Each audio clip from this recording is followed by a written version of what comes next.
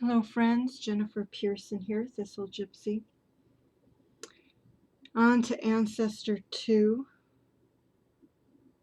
Yeah, it's interesting. I think the messages here are a little less clear, but not necessarily in regards to the character of the person. But there are some interesting themes throughout these ancestors as I'm framing this. So this was the Nine of Pentacles ancestor. Now, I was originally thinking that this would be somebody who would help me in terms of financial independence. But it's really interesting because ancestor number 1, previous video, really seemed to kind of be about professional life and or status in the world. Could have been because of the decks that I chose, but that's kind of what was coming across. But in that other reading, the Knight of Swords, or excuse me, the Page of Swords came up, I think, more than once. And it comes up more than once here as well. But initially, these were the two cards that I had pulled in the, why have an ancestor mentor spread. These were the two cards that came up. First this one, and then this was supposed to clarify and was underneath. So was not attacking her as he appears to be doing now. And it's interesting because this ancestor floated in my head a little bit, and I began to wonder if the nine of Pentacles aspect of it wasn't about financial independence so much as it was about caring for my home. And I was suspecting that maybe that would be the energy of my grandmother on my mother's side, so my mom's mom, who died when I was young. And so I don't remember whether she kept a super clean house, but I felt like I was sort of being invested with that energy, even though I'm not feeling very well these days. And some of the things that came out reflected that, frankly, but I think it goes deeper than that.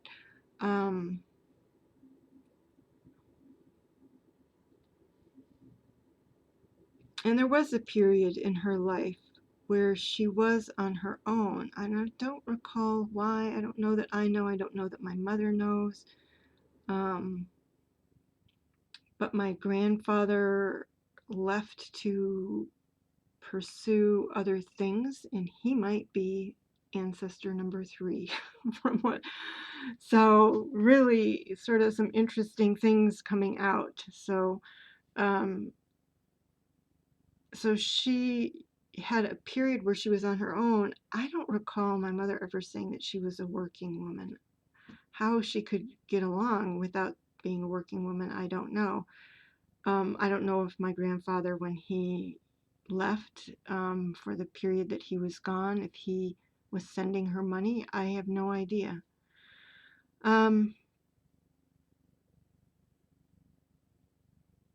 So I'm still a little uncertain about what the Page of Swords is. Here it was showing up as a helper. In another, in the previous, in Ancestor 1, that's mainly how I was taking the Page of Swords as it was appearing there.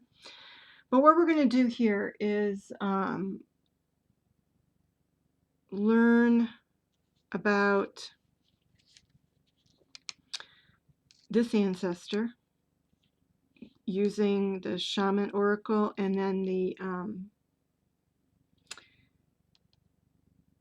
archetype cards by Carolyn Meese. And then these cards in the background here, again, I kind of, before I was thinking it might be my grandma Inman, before I was thinking that,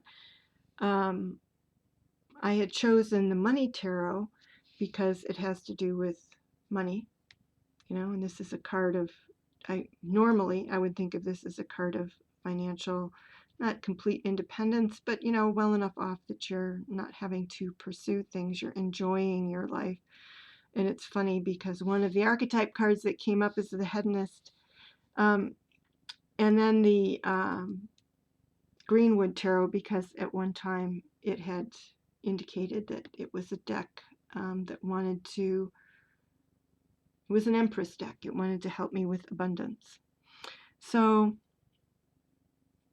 and I was taking this to have to do with abundance. But I think if I do more messages, I don't know that I'll use these decks, because I think that this actually is a little different than how I was originally interpreting this Ancestor. And so these cards back here are this Ancestor's experience with what I'm taking as she wants to help me with. And then I've got cards back here that are her advice for me in my situation. So this is her situation. This is my situation. So here she is. We're going to set her aside, those first two cards. And like I said, I was thinking she might be about purification. And you see those brooms or bats or whatever. So that was just amusing the heck out of me. It's like, oh, she was telling me to sweep my kitchen. It was Grandma Inman telling me to sweep my kitchen. And kind of giving me the energy boost to do that. And a feeling of motivation around that. A feeling of really of valuing that more, I think is kind of what it is. So I'll read about the shaman of purification because, you know, I'm not being facetious. I'm serious about what I just said, but at the same time, it's greater than that, and it does show up in the cards greater than that. More dimensions to the purification. So the shaman of purification. I am the shaman of purification. I bring cleansing and balm to the troubled spirit and the troubled heart. Okay, so yeah, you'll see that in here.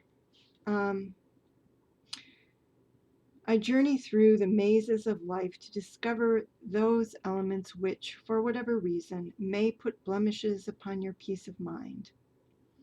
These I will help you to eliminate, so that the path before you may be traveled peacefully and productively. I don't think this person cares that much about production, except in terms of getting the housework done, cleaning the environment. Whenever you are hampered by regrets or griefs, I can help you come to terms with these and be free of them. So that's beautiful. Many of us today find it difficult to understand the importance of purification. Yet for our ancestors, it was an essential part of life. Purification means getting rid of stale ways of thinking that can hold us back. I don't think it's thinking. I think it's mostly emotional and physical in this particular case. Entering any new phase of development in our inner or outer lives requires us to reassess what has gone before, and where necessary, purge ourselves of the attitudes that are no longer appropriate. The shaman of purification is with us whenever we embark on something new, helping us to prepare for what lies ahead by cleansing the soul and imbuing us with fresh purpose.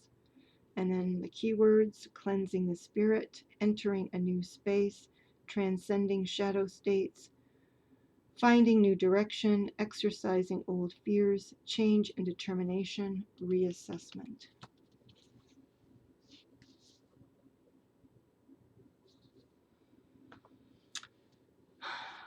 So yeah, some larger purification going on there. And then as I'm going to keep her out here. These are the cards we got. And these cards made me think also not only of my mother's mother, but her mother. So not only my grandmother, but my great-grandmother, who I never knew. But part of the reason neither of them did I know very well, because again, when my grandmother was, when she was alive, I was quite young, but I remember that I found her very companionable in the sense of, what I mostly remember was going to her house, and she would have tea. She was Scottish. I don't know if she was born here or if she came here. I think she was born here, but full-blooded Scottish. And she would have, and she was just really good at sitting quietly with you. And I just super appreciated that she was somebody who would just sit quietly with you. So when the companion card came out, I was thinking in terms of my Grandma Inman. It says loyalty, tenacity, and unselfishness. I don't know. I know that my mom didn't get along that well with my grandmother. It isn't that she disliked her, but she perceived my grandmother as not very independent. My grandmother never learned to drive. One of the few things I know about her, she never learned to drive.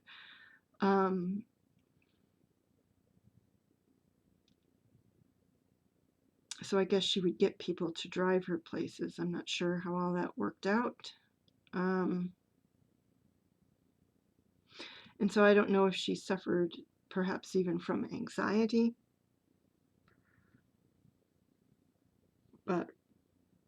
Or if she was introverted. She may have been introverted, and that may have, I don't know what that was about.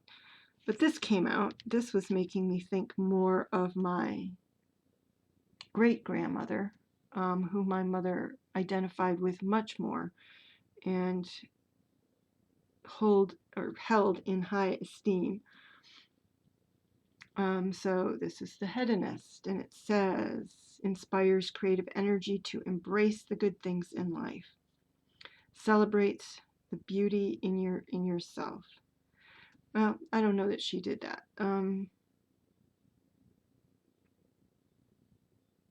But I do think that she appreciated things, and if I'm recalling correctly, she kept quite a tidy house.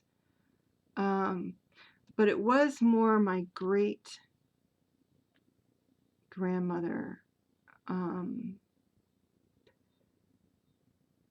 that collected things, those collections. So she would collect things. I don't know that she had a drinking problem, but she had a tendency to marry people with drinking problems. I recall that being said at one point. But again, I didn't know her. And then advocate. And I didn't know that my grandmother was an advocate. I would have thought that would be more the role of my great grandmother. So I'm still mildly confused. Light attribute. And of course, it may be somebody I have no idea who's beyond either of them. Light attribute inspires you to put compassion into action. And this person is planting a tree. But, you know what, again, I don't think of my grandmother. She was not an outgoing person. And so I don't know how she would have acted as an advocate. So really, 2 out of 3 remind me more of what my mother has said about my my great-grandmother, Grandma Parsons.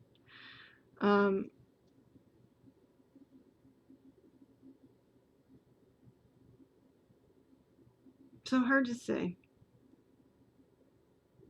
But I should stop trying to identify the person because, I mean, it's not working. So these are the things down here. These are the experiences that this person had. And again, it may not even be a female. Because here we have the Emperor, and the Emperor was in Ancestor 1 also as my advice.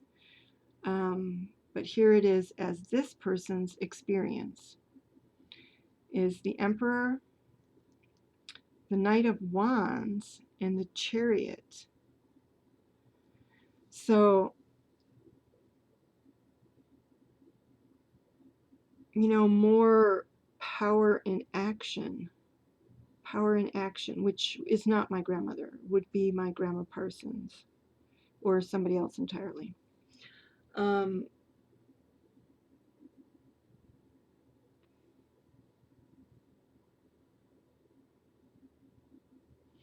But clearly a take charge, action-oriented person.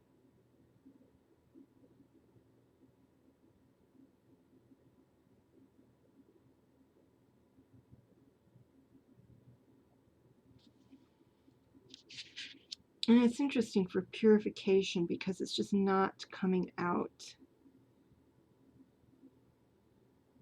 Purification, I don't think purification with the Emperor, the Knight of Wands, to some extent, because they're rescuer. I could see that with the Advocate, or the Chariot. Although the Shaman of Purification did say that before you can move on, you have to clear things out. But this strikes me as maybe somebody who moves a lot, is restless. Again, could either be my grandfather or my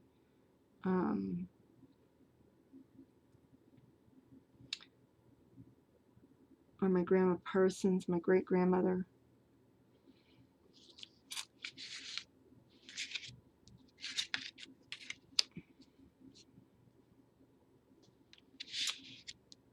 And then from the, you know what, I just feel like I have the wrong decks. And I researched this using the wrong decks.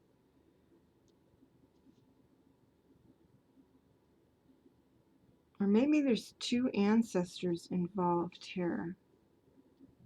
It's so weird. It's like, I mean, the feeling is practically like the whole family. The whole family is here. For Ancestor 2, it's like the whole family. And I can practically, it's like, feel them in conference and arguing amongst themselves because they're all going to have a different approach to the situation. So it's really strange. But here we do have balance. That strikes me as appropriate for purification. This is the greenwood. To me, this is about energy flows and energy balances and making sure that they are in alignment for anything new you want to create with this little egg down here. And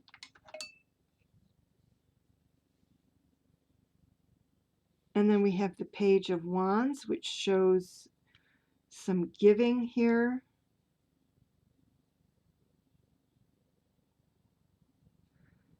And the King of Stones, which to me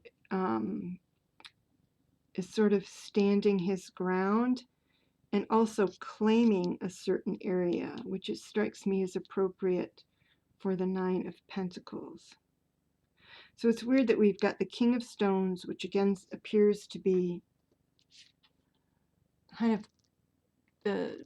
claiming a certain area between the hooves, and kind of wanting to be maybe larger than life, which again would be more my Grandma Parsons. But we have that, and then we have the Chariot also.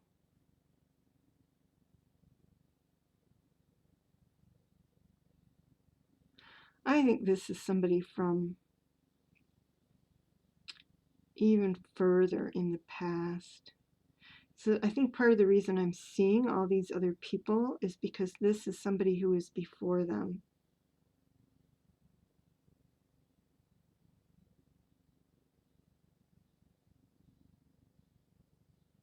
Somebody who struck out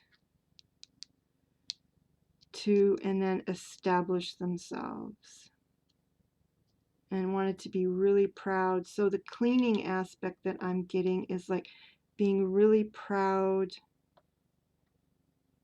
of what you've claimed, being proud of what you've claimed.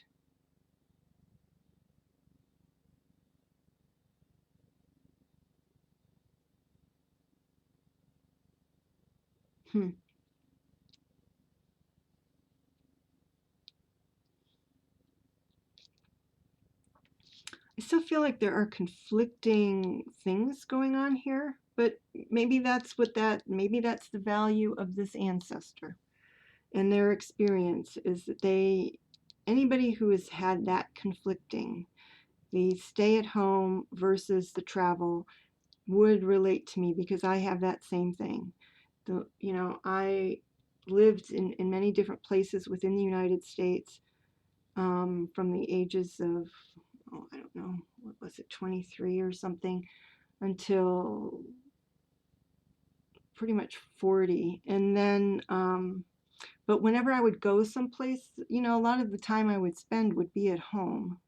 Some places were more tempting and I got out and hiked and traveled more, but it's like I would move someplace and then I would get to know whether, whatever my radius was for a given area, would explore it and stuff, and again spend a lot of time at home, and then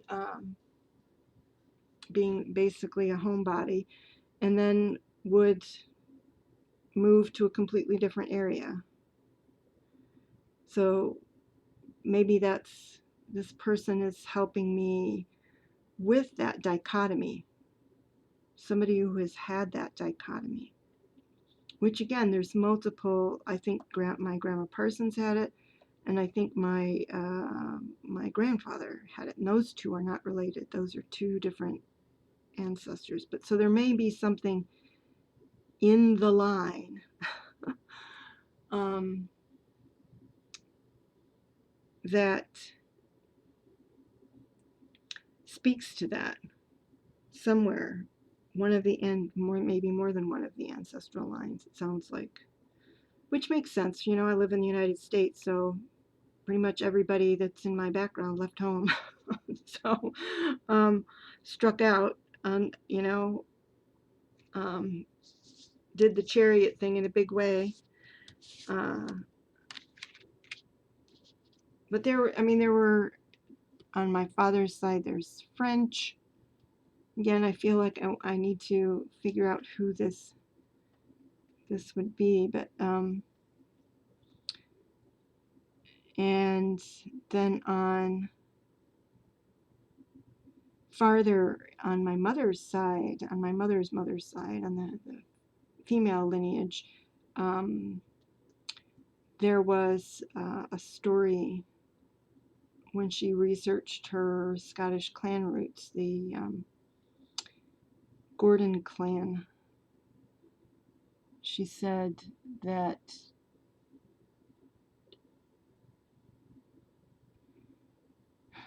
there was a man, Scottish man, who was abducted by the Moors, taken to Africa, to North Africa, where he was a slave. And then there was another slave there that he ended up escaping or whatever. I don't have the full story, and then brought back with him this other person who was a slave, this woman slave, and that was the origins of, I don't know if it's the Gordon clan or some offshoot of the Gordon clan that we trace back to through the Parsons. So, I mean, it could go back as far as one of those two. You know, I don't know if the woman that came back with him was, if it was against her will or whether it was consensual. I don't know. Crazy stuff. So let's move on to the advice for me. This ancestor's advice for me in my particular situation. So here we have the Ten of Wands, Queen of Cups. So to me, it's kind of, again, there's a dichotomy here, so I'm guessing, well, I don't know actually, that one or the others of these should have been reversed. But so the Queen of Cups, which to me would lean, especially looking at this, would lean toward the hedonist aspect. And then the Ten of Wands,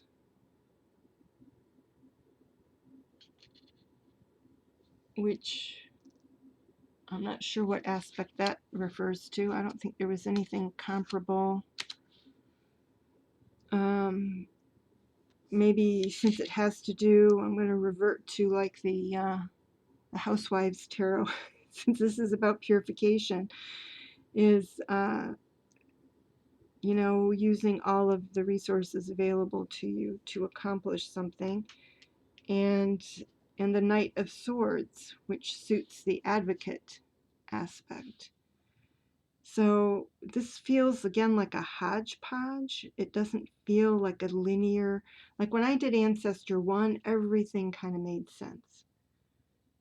Everything just sort of folded into each other, and it just made a lot of sense.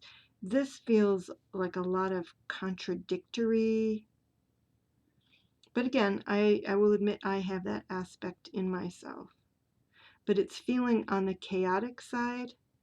It's like I need to say to Ancestor to get to make a decision. Maybe this was well, I don't know. But anyway,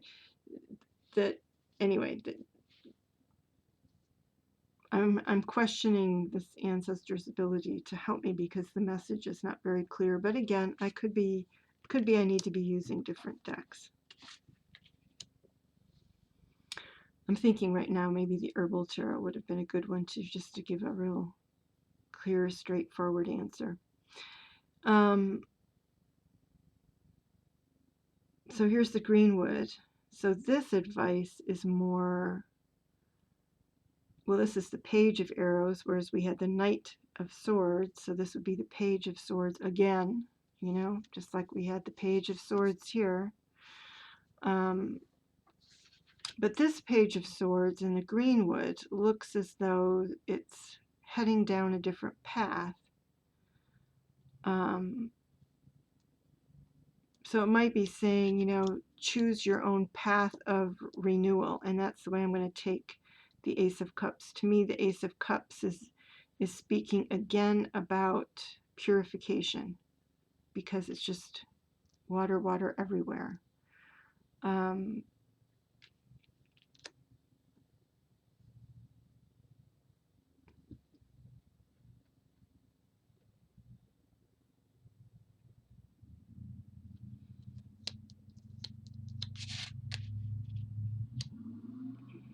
So, you know, there's an aspect of independence here, at least it seems like it.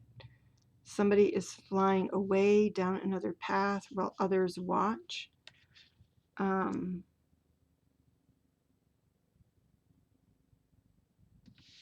then purification, and then you have So I feel like the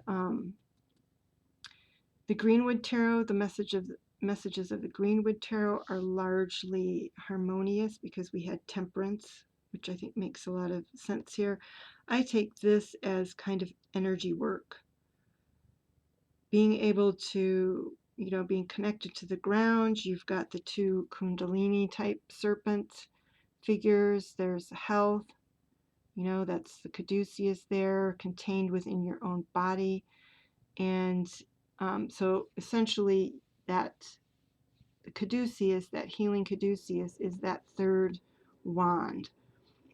And to me, this is like you are your own healer. You are your own, your answer to things. You're no longer, like in the Two of Wands, you're no longer relying on anything else. So in the Two of Wands in this deck, the person is hanging on to these two wands, and kind of, to me, it looks like relying on them for charge and energy. Whereas the Three of Wands, the person is letting go and still is generating their own energy.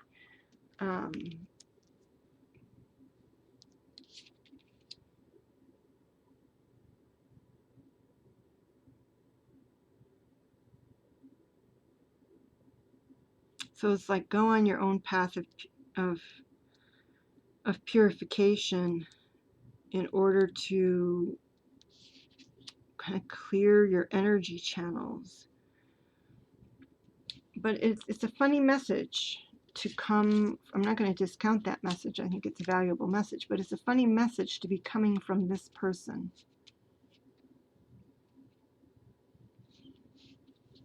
This person is an advocate, a companion, a hedonist. This is also, especially the Ten of Wands, is strange advice to be coming from this person.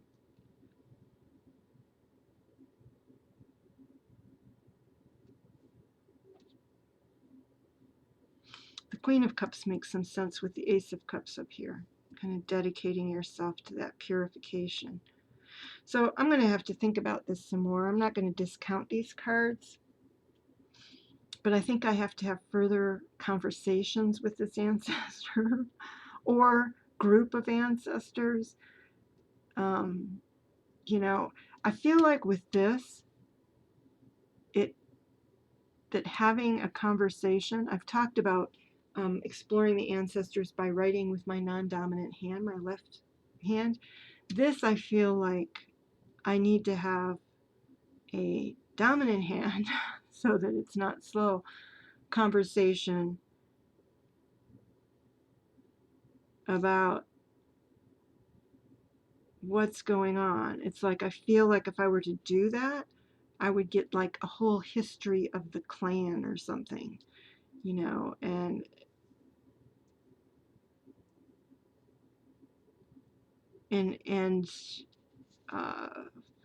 maybe confusion. The clans, that there are generations of confusion about this, and that's why a Page of Swords is needed to clear the air, which is not the best, because the Page of Swords, I'd rather have a Queen of Swords or a King of Swords to clear the air, or the Justice card or something. But maybe he represents the kind of conflicted energy around stability. And maybe that's why we're needing purification. So maybe this whole pile is about clearing up some ancestral stuff. Not just me, but clearing up some ancestral stuff. Like a whole lineage of people, a line, I don't know, what is it called when there's some kind of a contract that actually is generational. It's not just you, it's like the whole line of people is caught up in some self-defeating dynamic that hasn't been broken yet. It needs some serious purification. Oh my God. So there's Ancestor 2. Let's hope for more clarity on Ancestor 3. Ancestor 1 was pretty clear. If you want to go back and check that out, it was, yeah, crazy. All right, everybody, take care. Bye-bye.